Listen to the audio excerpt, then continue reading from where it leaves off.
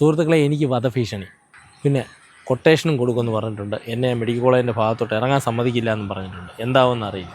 ഞാൻ രാവിലെ മെഡിക്കൽ കോളേജിൻ്റെ പരിസരത്ത് ഒരു വീഡിയോ ചെയ്തായിരുന്നു. കാരണം എന്താണെന്ന് വെച്ചാൽ, ഒരു മെഡിക്കൽ സ്റ്റോർ, സർജിക്കൽ സ്റ്റോർ, അവരുടെ കുറച്ച് സാധനങ്ങൾ റോഡിലേക്ക് കയ്യേറി, ഫുട്പാത്ത് മാത്രമല്ല, നടക്കുന്ന ഫുട്പാത്ത് മാത്രമല്ല, റോഡിലേക്ക് കയ്യേറി ബാരിക്കേഡ് വെച്ച് അത്രയും സ്ഥലം അവർ കയ്യേറിക്കൊണ്ടിരിക്കുകയാണ്. വീഡിയോ ചെയ്തതിൻ്റെ പുറകെ എനിക്ക് ഭീഷണിയൊക്കെ വന്നു. ഒരു നമ്പറിൽ നിന്ന്, ഒരു അനിൽകുമാർ എന്നാണ് ട്രൂ കോളറിൽ കാണിച്ചത്. ആദ്യം നിങ്ങൾ ആ വോയിസ് ക്ലിപ്പ് കേൾക്കണം, അത് കേട്ടിട്ട് വേണം ബാക്കി അഭിപ്രായങ്ങൾ പറയാനായിട്ട്.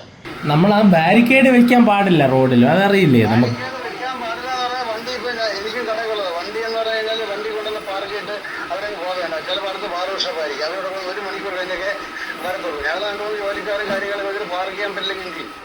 അപ്പൊ റോഡിൽ നമുക്ക് റോഡ് ഈ പറയുന്ന എനിക്ക് പോലും നമുക്ക് പോലും ആർക്കും ഫുട്പാത്തിലോ അതിൻ്റെ സൈഡിലോ വണ്ടി പാർക്ക് ചെയ്യാൻ പറ്റില്ല. അത് പോലീസുകാർ ആക്ഷൻ എടുത്തോളും. ഞാൻ ഇന്ന് എൻ്റെ ഒരു ഡിസബിലിറ്റി ആയ മോനെയും കൊണ്ട് വന്നപ്പോഴത്തേക്ക് നിങ്ങളുടെ ആ ബാരിക്കേഡ് വെച്ചിരിക്കുന്നുണ്ട്. എനിക്ക് അകത്തൂടെയും പോകാൻ വയ്യ, പുറത്തൂടെയും പോകാൻ വയ്യ. അപ്പം ഞാൻ റോഡിൽ കൂടെ കയറി പോയപ്പോൾ ബസ് തട്ടിയില്ല എന്ന് പറഞ്ഞുകൊണ്ടാണ് പോയത്. അപ്പോൾ അതുകൊണ്ടാണ് ഞാനത് വീഡിയോ ഇട്ടത്. നമുക്ക് ഒരു സ്ഥലത്തും ഒരു സാധനങ്ങളും പെർമനൻ്റ് ആയിട്ട് നമുക്ക് വെക്കാൻ കഴിയില്ല. ബിസിനസ് ഉണ്ടാവാം, നമുക്ക് തമ്പാലിൽ പോയാലും ഇങ്ങനെ ഉണ്ടായി, ഞാൻ എവിടെയായാലും നമ്മളത് ചോദിക്കും. കാരണം ഇങ്ങനെ അത് ചെയ്തത് ശരിയല്ല. ബാരിക്കേഡ് വെച്ച് നമുക്ക് ഒരു റോഡും ബ്ലോക്ക് ചെയ്യാൻ പറ്റത്തില്ല.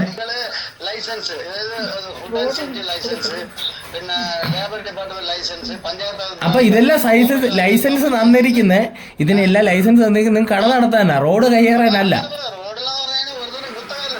അത് തന്നെ റോഡിനെ കുത്തക ഈ പറയുന്ന ഓരോ, അത് തന്നെ ഞാൻ പറയട്ടെ, നമ്മളൊരിക്കലും വലിയ ആളാകുന്നുമല്ല, നമ്മൾ വലിയ ആളാകാൻ വേണ്ടി ചെയ്തതല്ല. ഇല്ലീഗലായിട്ടുള്ള കാര്യങ്ങൾ അതിപ്പോൾ വിലയ്ക്ക് വാങ്ങിക്കാതിരിക്കാന്ന് വെച്ചാൽ അവിടെ ഇരിക്കട്ടെ. നമുക്ക് നിങ്ങൾ വക്കീലായോ പോലീസായോ IPS ഉദ്യോഗസ്ഥനായോ അതൊന്നും നമുക്കറിയണ്ട.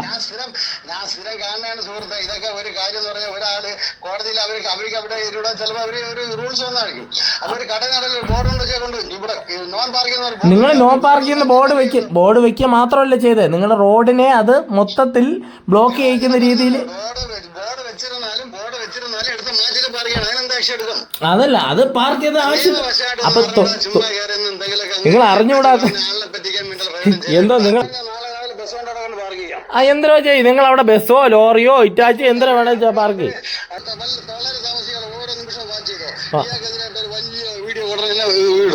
ഓ എന്തായാലും എനിക്ക് വേറെ പണി എന്തെങ്കിലും സുഹൃത്തെ, എനിക്ക് ഒരു കുഴപ്പമില്ല, ഞാൻ കൊടുത്തരാം കുടുംബം. അപ്പോൾ ഈ കേട്ടതാണ് വോയിസ് ക്ലിപ്പ്, നിങ്ങൾക്ക് മനസ്സിലായി കാണുന്നത്. പുള്ളി ഒരു അഡ്വക്കേറ്റ് ആണെന്നാണ് പറയുന്നത്. പുള്ളി ഹൈക്കോടതിയിൽ പോകുന്നൊക്കെയാണ് പറയുന്നത്. പുള്ളി എന്തോ പിച്ചും പേയും വിളിച്ച് പറയുന്നത്. പുള്ളിക്ക് ഈ ഹൈക്കോടതിയോ നിയമങ്ങളോ ഒന്നും അറിയില്ല എന്ന് തോന്നുന്നു. അപ്പോൾ എന്താണ് ഇത്, കോടതിയെ വെല്ലുവിളിക്കുന്ന രീതിക്കാണ് പുള്ളി പറഞ്ഞിരിക്കുന്നത്.